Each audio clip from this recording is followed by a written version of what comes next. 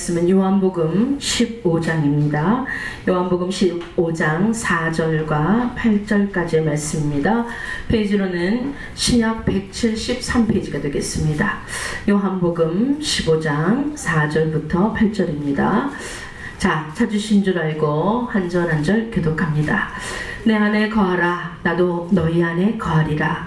가지가 포도나무에 붙어있지 아니하면 스스로 열매를 맺을 수 없음같이 너희도 내 안에 있지 아니하면 그러하리라. 나는 포도나무여 너희는 가지라. 그가 내 안에 내가 그 안에 거하면 사람의 열매를 많이 맺나니 나를 떠나서 너희가 아무것도 할 수 없느니라. 사람이 내 안에 거하지 아니하면 가지처럼 밖에 버려져 마르나니 사람들이 그것을 모아다가 불에 던져 사르느니라. 너희가 내 안에 거하고 내 말이 너희 안에 거하면 무엇이든지 원하는 대로 구하라. 그리하면 이루리라. 함께 읽습니다. 너희가 열매를 많이 맺으면 내 아버지께서 영광을 받으실 것이요 너희는 내 제자가 되리라.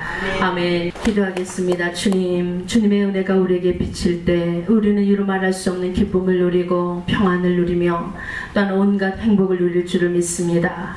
세상에서 시달리고 또 태풍으로 인하여 또 온갖 시름을 겪고 이 자리에 온 우리 성도들, 오늘 주의 사랑으로 일일이 비춰 주시옵소서.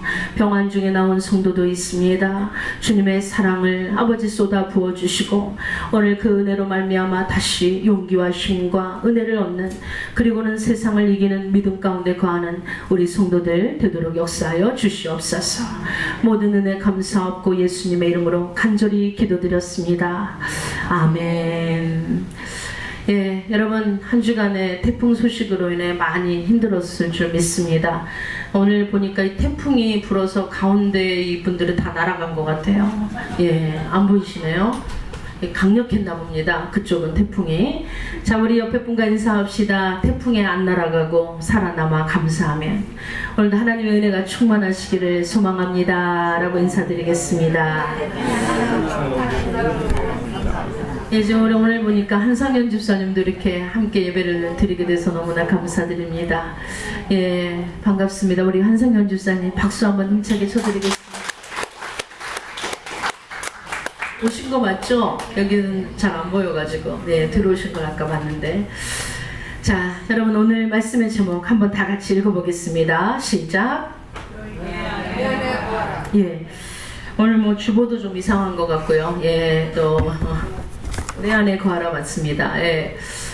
주보는 양해를 부탁드리겠습니다. 어제 갑자기 프린터기가 고장이 나서 오늘 이렇게밖에 최대한 뽑는다고 뽑은 게 오늘 이렇게 나왔습니다. 오늘 하루만이니까 용서해 주시기 바랍니다. 자, 오늘 내 안에 거하라 라는 말씀을 가지고 함께 은혜로 받도록 하겠습니다. 예수님께서 십자가의 죽음을 앞두고 제자들에게 말씀하신 다락방 강화, 즉 다락방에서 행해진 강론, 설교, 그 말씀이 바로 오늘 본문의 말씀이죠. 예수님께서는 이제 곧 이어서 십자가의 죽음을 당하시고 처절한 고난을 당하십니다. 그런데 이제 이 말씀을 쭉 나열하시면서 실로 제자들이 감당할 수 없는 엄청난 이제 고난들이 이제 눈앞에 몰려오게 되겠죠. 예수님은 남겨질 제자들에게 뭔가 강력한 메시지를 던져야 된다라는 그런 생각을 하셨습니다. 그래서 오늘 이 요한복음 14장에서 16장 전체가 바로 다락방 강화라는 다락방에서 한 설교의 말씀입니다. 자, 14장에서는 평안을 말씀하십니다. 무슨 일이 일어나도 평안해라. 어떤 일이 닥쳐도 마음의 평안을 잃지 마라. 그러면서 두려워해서는 안 되고 걱정해서는 안 되고 염려해서는 안 된다라고 말씀하십니다. 그래서 평안을 너희에게 끼치노니 내가 나의 평안을 너희에게 주노라. 내가 너희에게 주는 것은 세상이 주는 그런 약간의 평안, 잠시적인 평안, 일시적인 평안이 아니라 세상과 같지 않은 평안일 것이다. 그리고 너희는 마음에 근심하지도 말고 두려워하지도 마라 라는 말씀을 14장 27절에 하고 계시고요. 자, 이제 15장에 와서는 오늘 본문인데요, 어떤 말씀을 주되게 말씀하시냐면 내 안에 거하라는 말씀을 하고 계십니다. 그다음에 뭐 우리 궁금하니까 16장까지 보면은 16장은 이제 성령의 역사, 그래서 보혜사 성령이 앞으로 너희들을 지켜줄 것이라는 단단한 그런 어떤 제자들에게 확신을 주고 계시는 말씀이 이어집니다. 자, 15장 다시 여러분 말씀을 우리가 와서 보면은 여기에서 강조하신 말씀이 뭐라고요? 내 안에 거하라는 것이죠. 그래서 내 안에 거하라는 말씀 무려 7번이나 등장을 하게 되고요. 이 말은 내 안에 머물러 있어라, 내 안에 붙어 있으라 하는 뜻과 동일어입니다. 그래서 사실은 제자들이 얼마 후에 제자들이 예수님과 떨어지게 되죠. 아주 이별을 하게 됩니다. 죽음으로 말미암아 생이별을 하게 되는 지금 상황입니다. 자, 이 이별의 경험을 하는 제자들에게 사실은 앞뒤가 안 맞는 말이죠. 내 안에 거하라. 그래서 여기서 여러분은 자칫 그럼 어떻게 거할 수 있단 말인가 생각을 하겠지만 이 말씀은 육신적인 뜻이 아니라 영적인 의미를 내포하고 있습니다. 비록 육신은 떨어져 있어요. 육신은 또 헤어져 있어요. 그러나 우리가 영적으로는 붙어 있어라. 영적으로는 주님 안에 거해라. 이런 뜻을 가지고 있다는 것입니다. 그래서 예수님과 육신적인 이별을 하지만은 영적으로는 서로 연합돼야 된다. 반드시 붙어 있어야 된다. 그래서 비유로 든 것이 포도나무요, 그 가지라는 것이죠. 포도나무가 있으면 가지가 붙어 있을 때 이 역사가 일어나는 것처럼 나는 포도나무요, 너희는 가지라.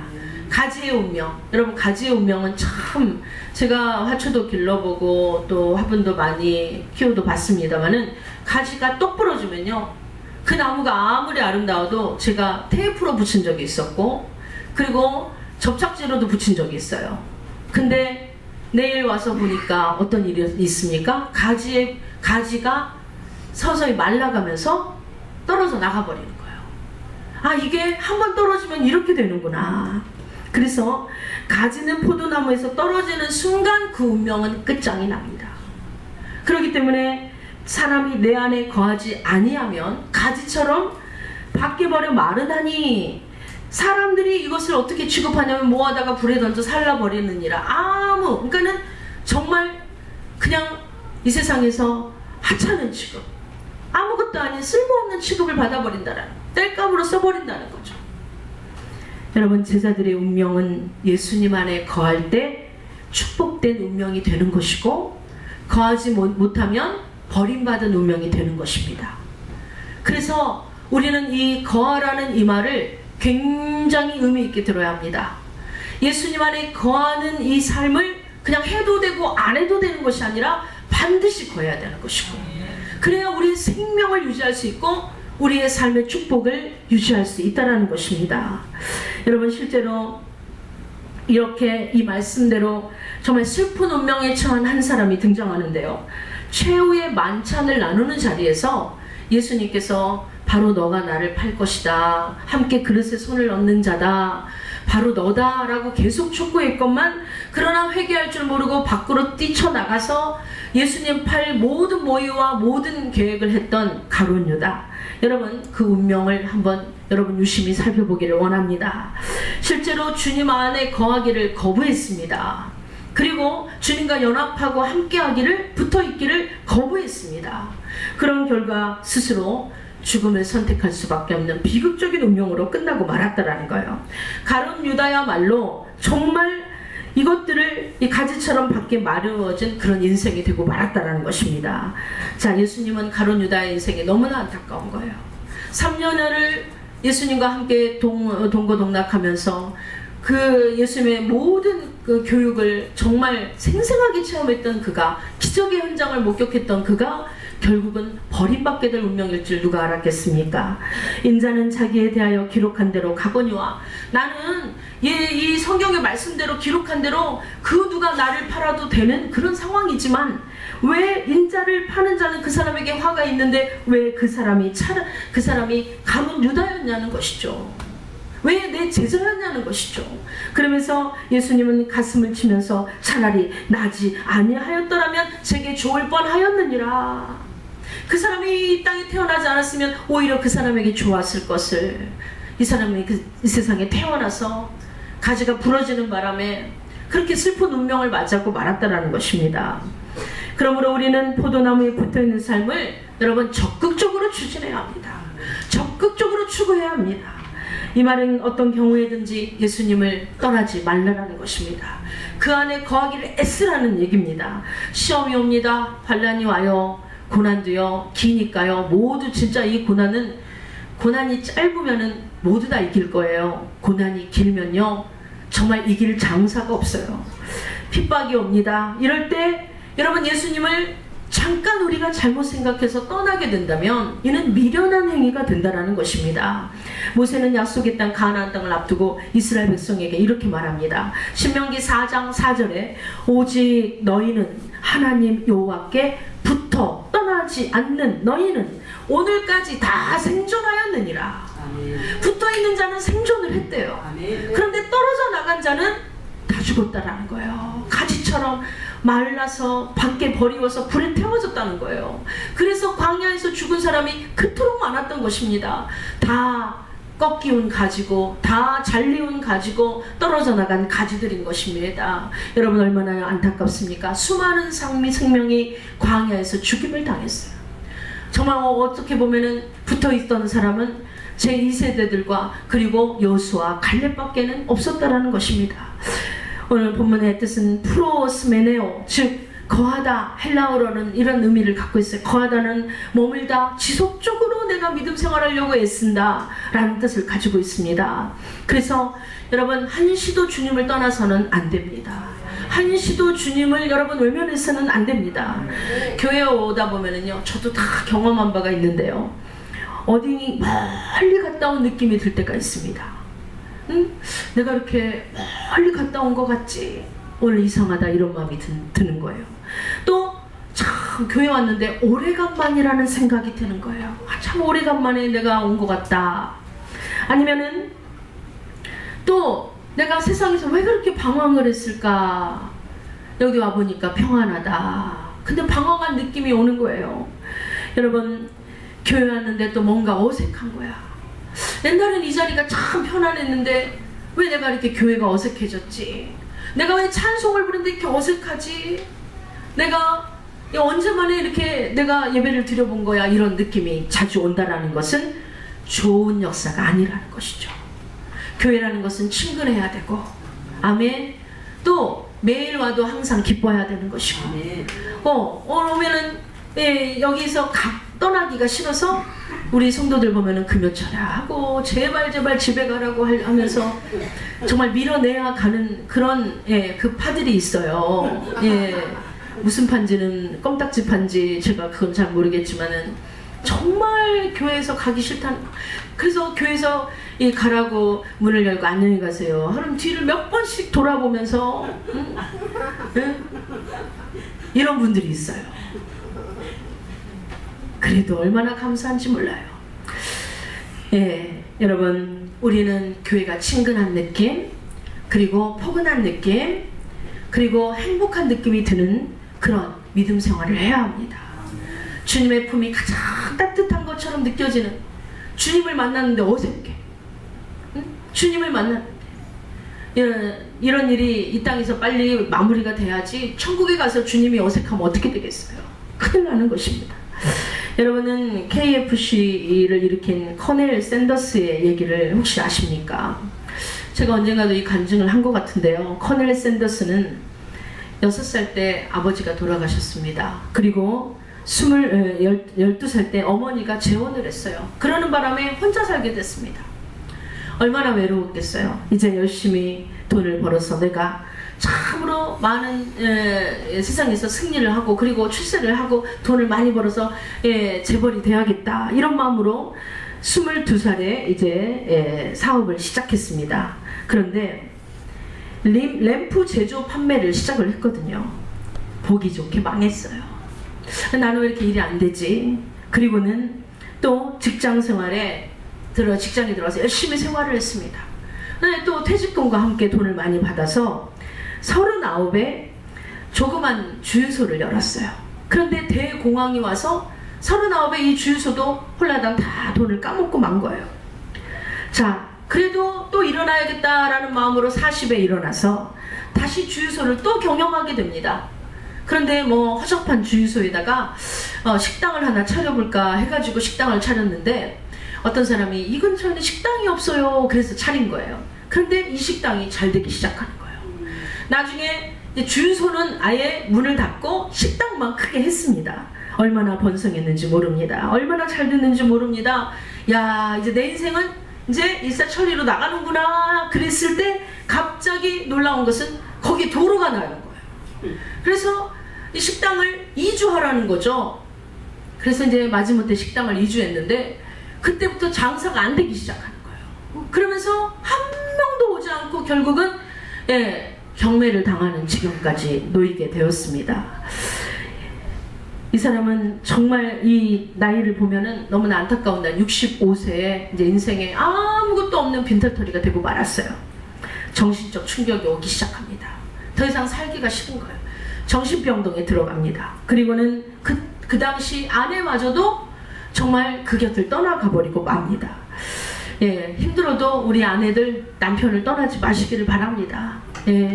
그게요 나중에는 또 정말 칭찬받고 또 사랑받는 또 이유가 될 수가 있어요. 힘들 때 뒤돌아서지 마시기를 바랍니다.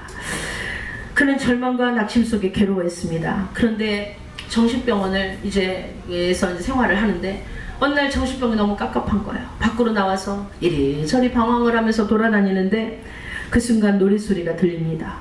그 노래에 취한 듯이 막 빨려 들어가는 거예요. 그리고는 취한 듯이 그 노래를 따라가는 거예요.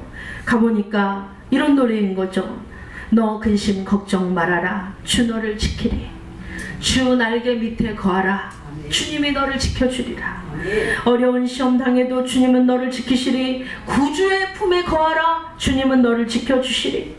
주 너를 지키리. 아무 때나 어디서나. 주 너를 지키리. 늘 지켜주시리. 아멘. 그 찬송을 듣는데 얼마나 감동이 되는지 눈물이 펑펑 쏟아지는 거예요. 그리고는 주님 고백이 나오기를 제가 평생 이런 놀랍고 정말 따뜻하고 위로가 가득한 주님을 놔두고 주님은 내 품에 거하라 했건만 저는 세상을 뛰어다니면서 그렇게 돈만 벌려고 그렇게 잘 되려고 출세만 하려고 애를 썼던 저를 용서해 주시기를 원합니다. 회개의 눈물을 얼마나 흘렸는지요. 순간 그렇게 몽롱했던 정신이 돌아오기 시작하는 거예요. 정신이 맑아지는 거예요. 한참 울고 났는데 머리가 맑아지면서 생각이 또렷또렷해지는데 정신이 차려지는데 아 그렇지 지난날 내가 식당을 했는데 참 잘 됐었지.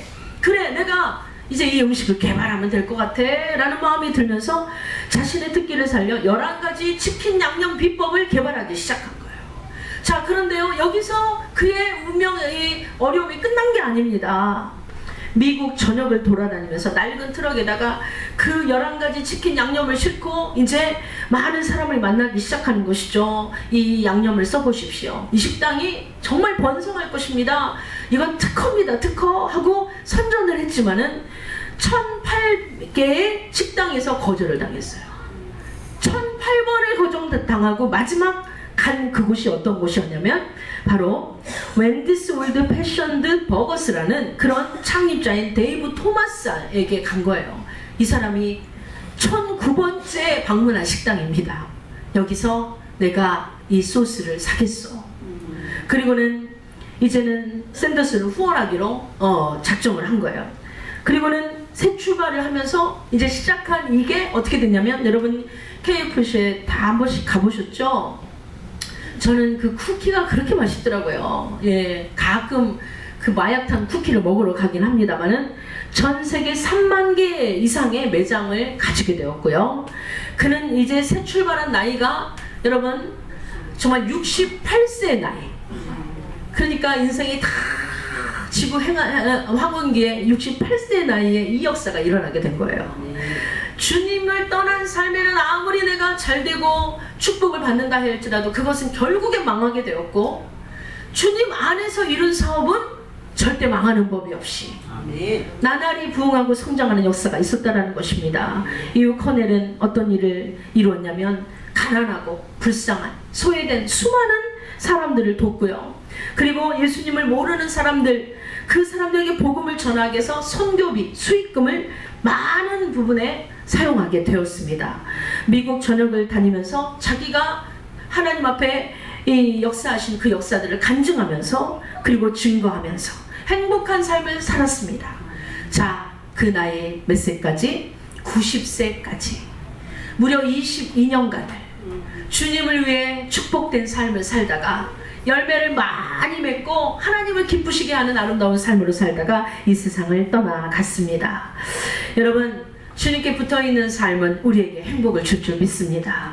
이 세상 어디에서도 맛볼 수 없는 평안과 기쁨이 여러분에게도 임할 줄 믿습니다. 그렇게 하면 어떻게 하면 우리가 주님께 붙어있는 삶을 살 수 있을까? 여러분, 요즘에는 하도 설교들을 많이 들어가지고요, 뭐 거하라 그러면은 잘 다가오지 않아요. 제가 이걸 놓고 하나님, 그럼 붙어있는 삶을 살려면 어떻게 해야 됩니까? 그랬더니 우리 주님이 마음에 감동을 주시기를 접착제가 필요하다. 접착제. 주님께 딱 붙어있을 접착제가 필요한데 그 접착제가 딱 두 가지더라고요. 그것 중에 하나가 무엇이냐면 바로 바로 제시하는 그 접착제는 바로 기도라는 접착제예요. 기도라는 접착제. 이어령 전 문화부 장관의 저서 소설로 떠나는 영성순례라는 구절 중에 한 구절인데요. 이분이 이런 얘기를 했어요. 뉴턴에게 묻고 싶었다. 사과가 떨어지는 것을 보고 당신은 중력의 법칙을 발견하고 그것으로 우주를 설명하려고 했다. 그러나 그 높은 가지에 사과가 매달려 있게 한 생명의 힘에 대해서는 아무런 설명도 안 했다. 어떻게 하면 그 사과가 계속 붙어 있을 수 있는가? 그 근거가 뭔가? 이것에 대해서 연구한 사람이 아무도 없었다. 떨어지는 것에 대해서만 연구를 했다는 거죠. 그런데 성경은 붙어 있을 수 있는 그러한 이 사용 설명서를 여러분 자세하게 제시하고 있는 것입니다. 접착제, 이것을 사용하십시오. 기도입니다. 기도는 주님과의 관계를 계속 이어주는 강력한 접착제가 된다는 사실입니다. 기도하는 한 주님과 멀어지지 않습니다. 기도하는 사람은 붙어있게 되어 있습니다. 기도를 안 하는 경우가 문제가 되는 것이죠. 우리 주님과 우리와의 관계를 멀게 만들려고 여러분 마귀는 기도 못하게 합니다. 기도하는 것을 여러분 빼앗아버립니다. 여러분 기도하지 못하도록 분주하게 만듭니다. 그리고는 세상 일이 잘 되어서 정신이 팔게 만들어서 하나님 앞에 못 나오게 만드는 거예요. 육체를 괴롭히고 고단하게 합니다. 질병에 걸리게 해서요, 여러분 알아눕게 만들고요, 기도할 수 없는 그런 여러분 환경으로 여러분을 몰아갑니다. 자, 이러한 것들을 단호하게 끊어버리시기를 바랍니다. 바울의 경우는요, 육체를 쳐서 복종시키라고 그랬어요.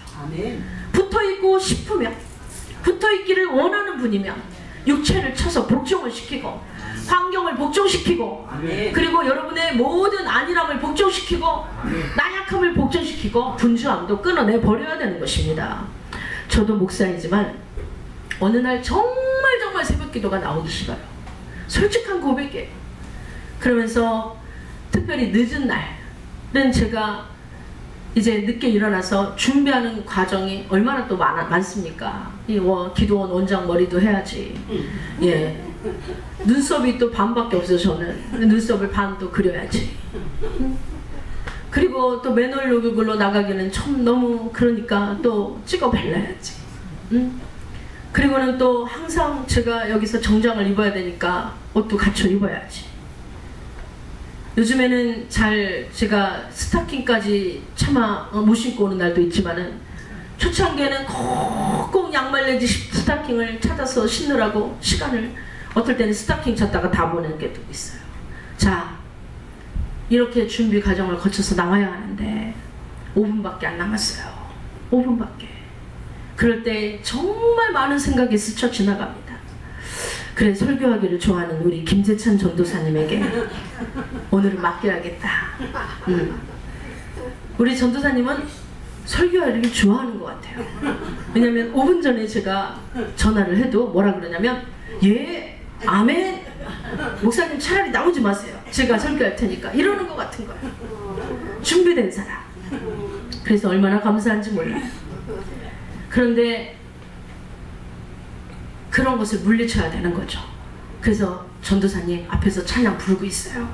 제가요, 어쨌든 뭐 정말 어떻게든 준비해가지고 나갈게요. 그리고는 5분이 흘러요. 때로는 제일 많이 시간이 걸린 게 15분까지 제가 성도들 찬양시켜 본 적이 있어요. 그러나 나와서 또 하나님 말씀을 전하면 얼마나 감사하고 얼마나 힘이 넘치는지. 할렐루야. 이번 금요일입니다. 태풍이 온다라는 소식을 들었어요. 아, 우리 성도들 그렇잖아도 가냘픈데 교회 오다가 다 날아가겠구나. 그렇다면 미리 문자를 보내야겠다. 오늘 금요일은 쉽니다. 오늘 금요일 철야는 안 합니다.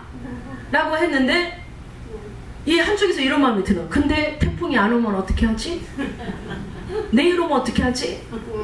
그러면 괜히 핑계된 것이잖아요. 그래서 하나님, 그냥 예배를 드리겠습니다.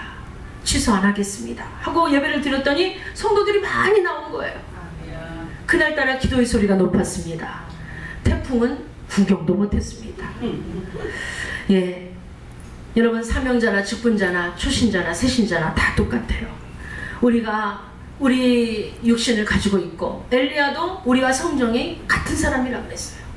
그러나 여러분, 주님과의 그 주님 안에 거하기를 힘쓰려고 강력한 그 접착제, 그 기도의 본드로 붙여놔야지 내 삶이 주님 안에서 떨어지지 않기 때문에 여러분, 힘들어도 괴로워도 그리고 정말 몸이 쪼개져도 나와서 기도하는 그 아름다운 모습, 그것 때문에 우리는 주님께 붙어 있게 된다는 사실입니다. 네. 여러분, 우리는 그리스도인이라면 절대 어떤 자리에서든지 기도를 쉬지 않아야 합니다. 숨어서 기도하든 여러분 땅을 파고 땅굴 속에서 기도하든 정말 외출을 나가서 멀리 있든지 간에 우리는 언제 어디서나 반드시 기도해야 되는 사람들이에요. 아멘. 왜냐하면 기도라는 강력한 접착제가 없으면 주님께 떨어져 나가기 때문에 그렇습니다. 저희가 서울에서 행신동으로 사역을 하러 다닐 때입니다. 새벽 기도를 할 수 없는 거리이기 때문에 속으로 내심 좋아했어요. 야, 내가 사역자지만 목사님이 새벽 기도 나오라고 하지 않겠구나. 왜냐하면 서울에서 행신동까지 어떻게 새벽 기도를 나와요. 얼씨구 좋다 하는데 제 마음에 감동이 왔습니다. 새벽 기도가 없는 대신 철야 기도를 드리라는 감동이었어요. 그런데 그 시간이 하필 남들이 자는 시간입니다. 12시부터 새벽 시간 전까지 무려 4시간을, 아니 5시간을, 그 후에도 6시간까지 기도해 본 적이 있어요. 하나님이 기도를 시키는 것입니다. 꾸역꾸역 할 때도 있었습니다. 어느 날은 졸며 갔습니다. 주님, 제가 조는데도 이 기도를 받으실 건가요? 그랬더니 주님이 말씀하시기를 내가 졸 때 하는 기도가 더 하나님을 기쁘시게 한대요. 아멘. 그래서 또 안 갈 수가 없잖아요. 그런데 그런 불평을 하고 가는데요, 제 입을 막으시는 하나님의 놀라우신 일이 일어났어요. 거기에 보면 항상 그 교회에서 기도하는 그런 장로님이 계셨습니다. 그런데 할머니 장로님이에요. 이 할머니 장로님이 어디서 사시냐면 가까운 곳에 살지 않아요. 저기 삼성역에 사는데 녹번역까지 지하철을 타고 와가지고 녹번역에서 마을버스를 타고 와가지고 응암동까지 들어오는 거예요. 그리고는 매일 저녁 그렇게 출근을 하고 그리고는 아침에 일어나서 새벽기도 반주를 하는 거예요. 정말 입이 딱 벌어지는 거예요. 그리고 하루도 빠지지 않고 그분은 그렇게 매일같이 똑같이 반복을 하는 것입니다. 그런데 저는 불평을 하면서 교회를 오는데요, 이 여자 장로님은요 노래를 부르면서 교회로 와요.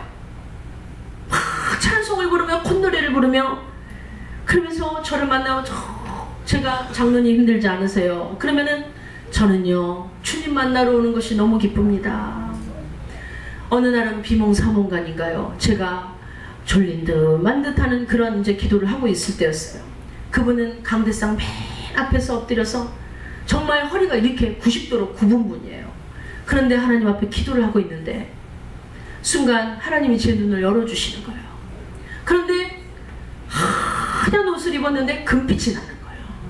금빛이 반짝반짝반짝.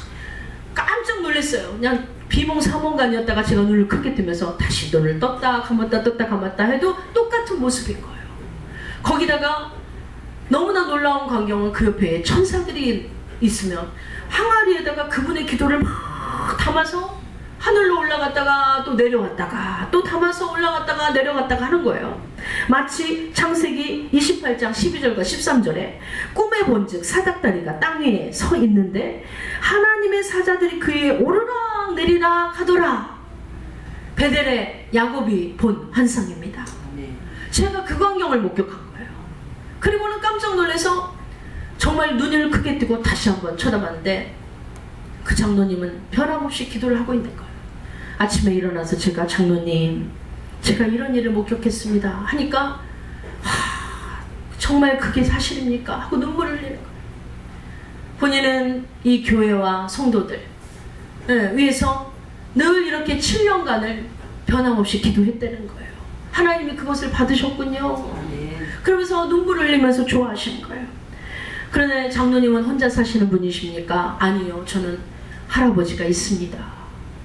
집에 할아버지를 놔두고 이렇게 나와서 하나님 앞에 붙어 있으려고 애쓰는 그 삶을 볼 때 제가 뭐라고 변명을 하겠습니까?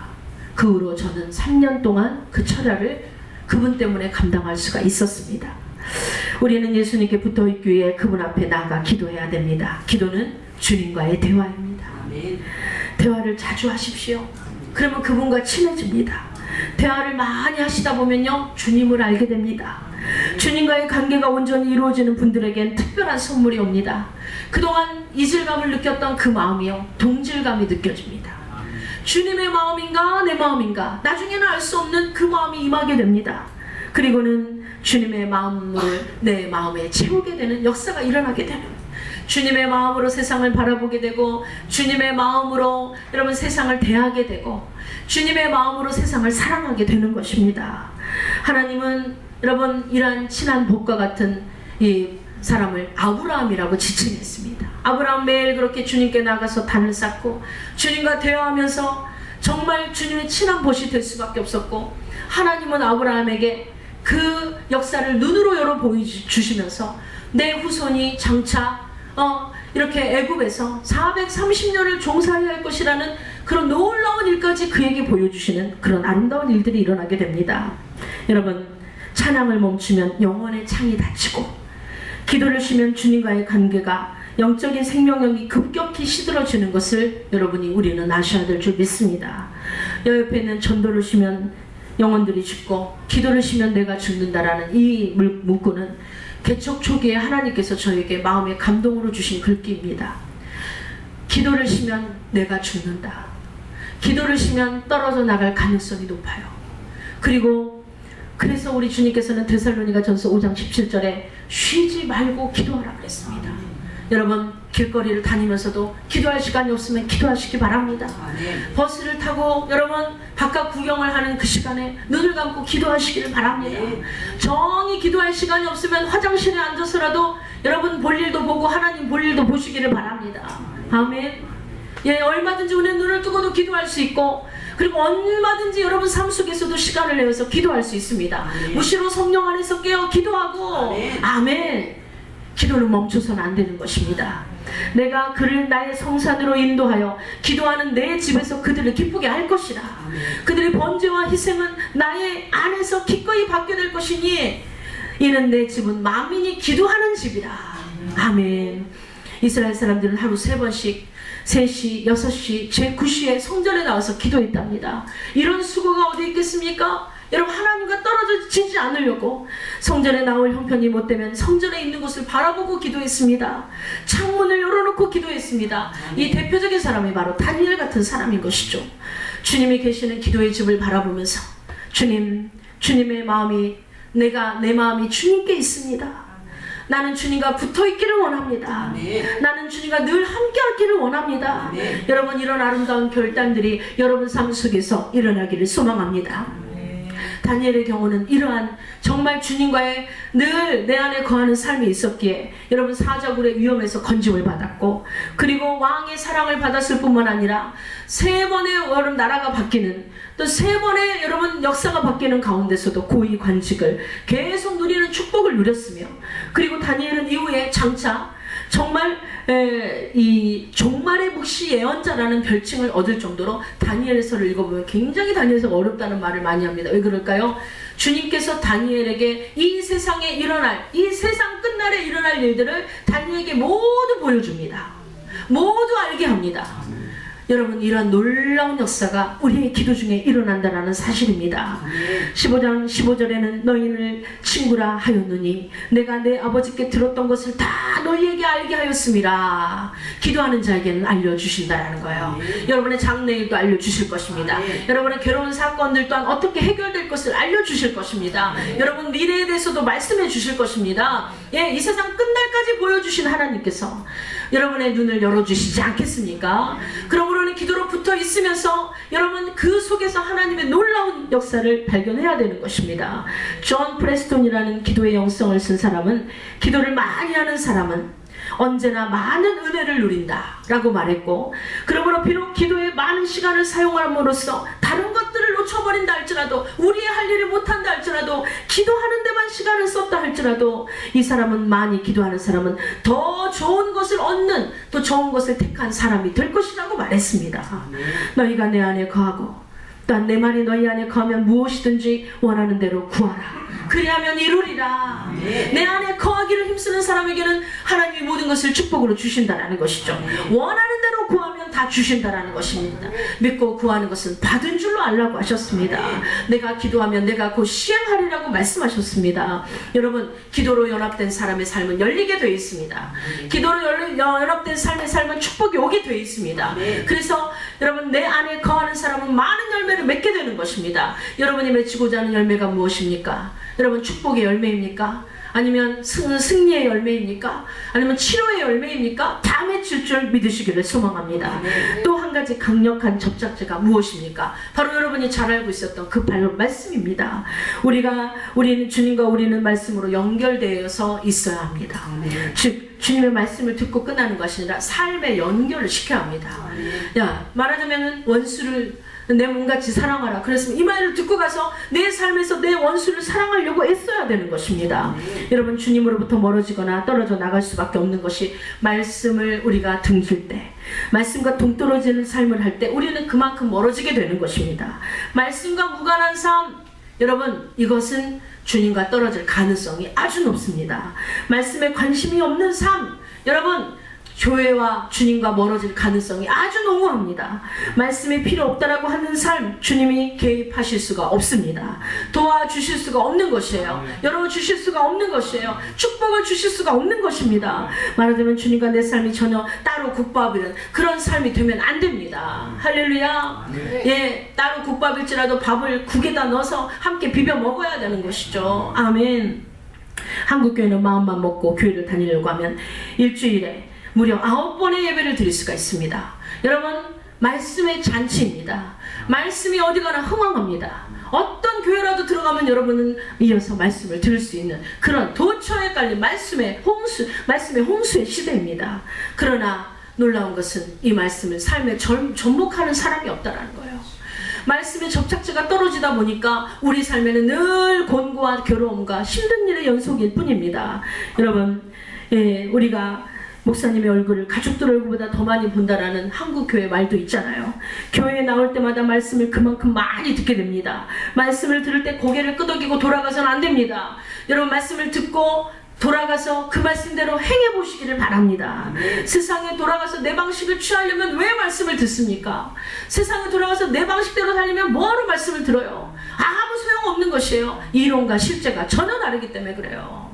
여러분, 이론이 아무리 좋아도 실제에 적용하지 않으면 아무 쓸모가 없게 되는 것입니다. 우리는 주님과 연결된 삶을 살아야 됩니다. 말씀대로 사는 여러분이 되시기를 바랍니다.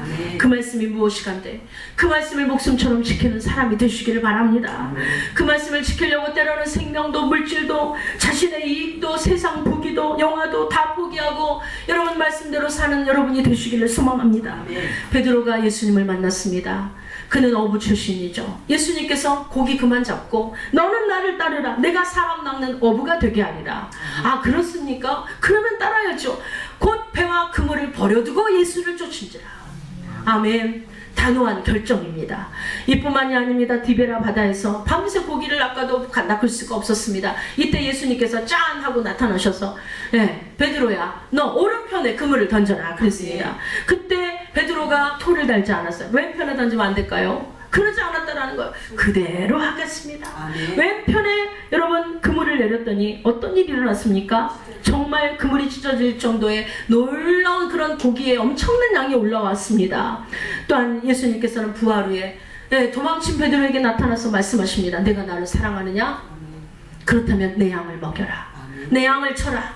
이후에는 네가 내 말씀대로, 젊어서는 내가 원하는 대로 뛰뜨고 다녔지만 이제는 늙어서는 내가 원하는 대로 좀 다니면 안 되겠느냐 하면서 여러분 그의 사명의 역사들을 촉구했더니 베드로는 제가 당연히 그렇게 하겠습니다. 정말 이렇게 하며 복종하며 정말 그는 마지막 순교하기 전까지 예수님의 뜻을 그대로 행했던 사람인 줄 믿으시면 아멘. 여러분 우리가 성경을 말씀을 지키는 것은 곧 하나님을 사랑하는 증거라고 성경은 말하고 있습니다. 자신을 사랑하고 자신의 이익을 쫓아가는 삶은 결국 하나님을 사랑하는 삶이 아닙니다. 하나님의 말씀을 여러분 가지고 그 말씀대로 따르는 사람이야만이 결국 하나님을 사랑하는 사람이 되는 것입니다. 하나님은 입으로 사랑한다고 고백하는 사람을 원하지 않습니다. 삶으로 사랑한다고 고백하는 사람을 원하십니다. 내가 아버지의 계명을 지켜 그의 사랑 안에 거하는 것 같이 너희도 내 계명을 지키면 내 사랑 안에 거하리라. 계명을 지킬 때 그것을 사랑으로 본다는 거예요. 계명을 지킬 때 이 영혼이 나를 사랑하는구나 이렇게 알아듣는다라는 것입니다. 그러나 계명을 지키지 않는 삶은 결코 여러분에게 여러분의 예수님을 사랑하는 삶이 아니라고 예수님을 부인해버리는 것입니다. 일본의 한 여학생 기숙사에 강도가 들었어요. 꼼짝마! 그러니까 여자들이 여학생들이 다 놀래가지고 막 부들부들 떨고 있을 때였습니다. 여학생들에게 있는 그 조금 얼마나 돈이 되겠어요. 그걸 다 갈취해서 나가는 순간 한 여학생이 잠깐만요. 지금 귀중한 거 다 내놓으라고 했죠? 정말 귀중한 걸 안 갖고 가셨네요. 이거 가지고 가세요 하면서 내주는 거야. 그게 뭐냐면 성경책이에요. 아니 뭐 이까짓 거 귀한 거라고. 아니요 너무너무 귀한 거니까 가지고 가세요. 강도가 그 성경책을 챙겨서 나왔습니다. 도대체 이 책이 뭐가 그렇게 귀중한 거라고 그렇게 그 여학생이 꼭 가지고 가라고 나한테 신신당부했을까 라고 하면서 성경책을 열기 시작했습니다. 그런데 성경책을 열다 보니까 십계명이 나오잖아요. 맨 앞에 도둑질 하지 말라. 가슴이 딱 아니 내가 금세 도둑질 해가지고 이 성경책까지 훔쳐나온 마당에 도둑질 하려면 하지 말라니. 근데 그 가슴이 그 말씀의 비수같이 가슴에 나오면서 이제 성경을 열어서 계속인데 죄 있는 사람은 다 당하고 맞고 진노를 당하고 심판을 당하고 아이고 내가 이렇게 살아서는 안 되겠구나. 내가 살아남지 못하겠구나. 이제 회개해야겠구나. 그러면서 난 다시는 일을 안 하겠다. 하나님 앞에 결단하고 그리고 너무너무 이제 강도하던 것은 내려놓고 이제 성경책 읽는 시험에 푹 빠져가지고 날마다 성경책을 읽는데 너무너무 재밌고 어디 가면은 성경책 읽은 얘기를 해주고 그러다 보니까 박사가 된 거예요. 나중에 이 사람이 어떻게 되냐면 내가 정말 이제는 지난날의 모든 과오를 씻고 이제 주님이 기뻐하는 일을 해야겠다 라고 마음을 고쳐먹고서는 신학교를 갔어요. 그리고 나중에는 부흥사가 됩니다. 할렐루야. 그리고는 많은 죄인들 앞에서 그렇게 살지 말라고 도둑질하지 말라 라고 하면서 회개를 촉구하면서 정말 수많은 사람을 건지는 축복된 삶을 살았다는 것입니다. 여러분 하나님 말씀에 순종하라고 성경은 말하지 않습니까? 왜 그랬습니까? 말씀을 지키는 삶, 이 삶이 바로 내 안에 거하는 삶이고 주님과 멀어지지 않는 여러분 아주 강력한 접착제이기 때문입니다. 그래서 주님 안에 거하는 삶은 아름다운 삶을 여러분 만들어내는 아주 놀라운 일을 행합니다. 요한복음 14장 21절에는 나의 계명을 지키는 자라야 나를 사랑하는 자니. 여러분 사랑을 보여주십시오. 예수님에 대한 사랑을 삶으로 보여주시기 바랍니다. 열심히 지키십시오. 안식일을 거룩하게 지키시고요. 아멘. 내 이웃을 내 몸과 같이 사랑하시고요. 아멘. 남의 것을 탐내지 마시고요. 모든 것을 모조리 한번 지켜보세요. 주님이 내가 이토록 나를 사랑하는 줄 몰랐다고 하면서 여러분에게 아낌없는 사랑을 주실 줄을 믿습니다. 그래서 나를 사랑하는 자는 내 아버지의 사랑을 받을 것이요. 할렐루야.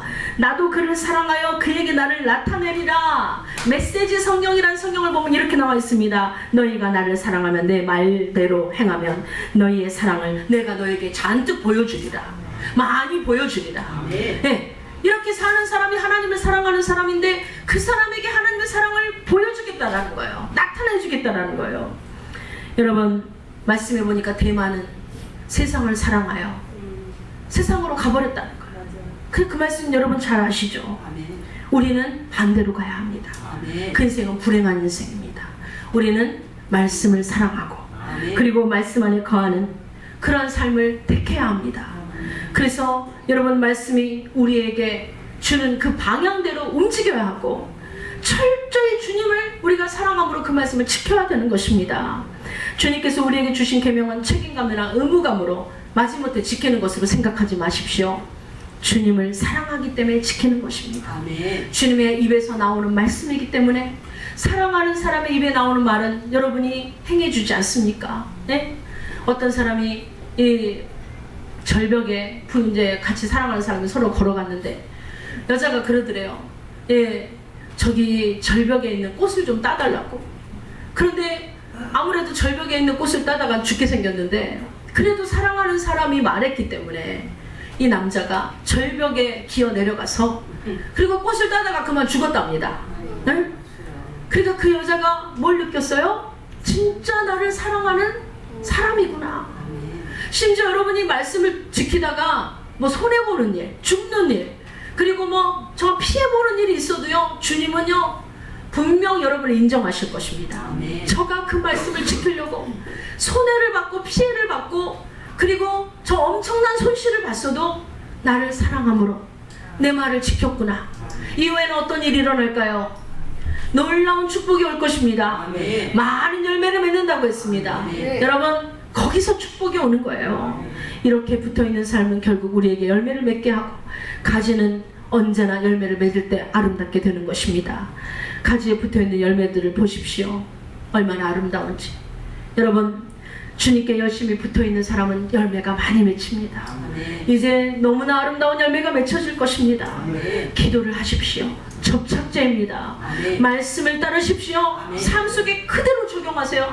가감하지 마세요.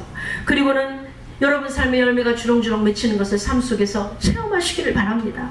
너희가 열매를 많이 맺으면 내 아버지께서 너희를 통해 영광을 받으실 것이요.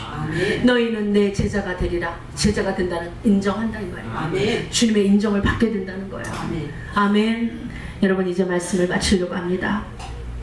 포도나무에 가지가 붙어있지 아니하며 스스로 열매를 절대 맺을 수 없는 것입니다. 여러분 주님의 말씀을 기억하십시오. 너희는 내 안에 거하라. 강력한 접착제 두 가지 다시 한번 읊어봅시다. 첫 번째 기도입니다. 두 번째 말씀이에요. 이 접착 본드로 강력하게 붙여놓고 여러분 천국 갈 때까지 주님과 연합한 삶을 사는 복된 여러분이 되시기를 주의 이름으로 축원드리겠습니다. 이 시간 기도합시다. 우리가 붙어 있으려고 했는가? 아니면 내 안에 거하는 삶을 여러분 너무나 소홀히 여겼는가? 주님 이제는 내 안에 거하기를 원하여서 주님 기도와 말씀을 가지고 주님께 붙어있는 삶을 살겠다라고 이 역사를 우리가 추구할 수 있도록 주님께서 용기와 힘과 또한 아버지의 역사를 이루어 달라고 여러분 다 같이 합심하여 주 앞에 기도드리시기